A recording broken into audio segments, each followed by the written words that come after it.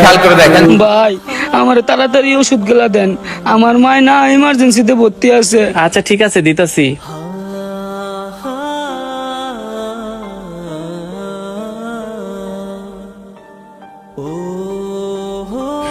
এই শাহ আলম ভাই, এদিকে আসেন, তাড়াতাড়ি এই ওষুধগুলো নিয়ে আসেন। ভাই ওষুধের বিলটা কয় টাকা হয়েছে? বিল হয়েছে 5,470 টাকা। ভাই আমার কাছে তো এত টাকা নাই, আমার কাছে এই 500 টাকা আছে। সমস্যা নাই, তুমি বাসায় যাও, বাসায় যায় বাকি টাকা নিয়ে আসো।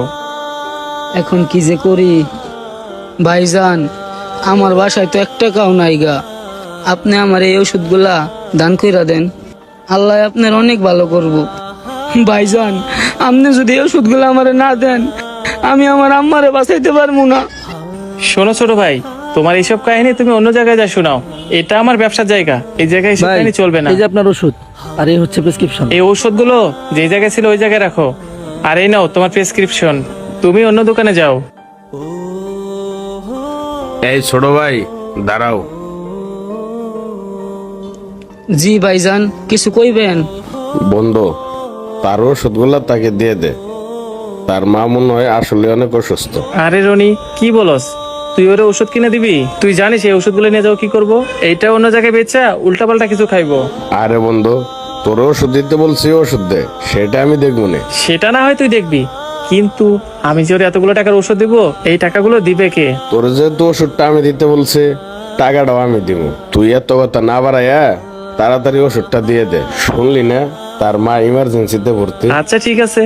এই শালম ভাই, ওষুধগুলো আবার নিয়ে আসেন। আচ্ছা ভাই, আনতাছি।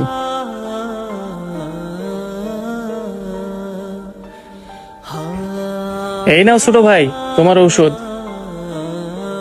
ভাইজান আপনারে ধন্যবাদ। আজকে আপনি যদি ওষুধগুলা না দিতেন, আমি হয়তো আমার আম্মারে বাঁচাইতে পারতাম না। আমি আল্লাহর কাছে দোয়া করি, আল্লাহ যেন আপনার মনের আশা সব পূরণ করে।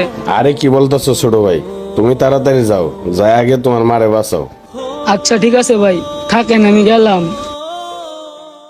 কিরে, ছেলেটা তো চলে গেল, আবার যদি তার মার জন্য কোনো ওষুধ লাগে টাকা পাবো কই? সোহাগ, তুই 1 মিনিট দাঁড়া, আমি আইতাছি। এই ছোট ভাই শোনো।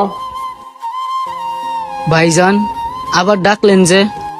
শোনো, তোমার মায়ের যদি আরো কোনো ওষুধ পাতি লাগে তাহলে টাকা পাইবা কই? এক কাজ করো, এই টাকাগুলা তোমার কাছে রাখো, তোমার মায়ের যদি অন্য কোনো ওষুধ লাগে কিনে নিও।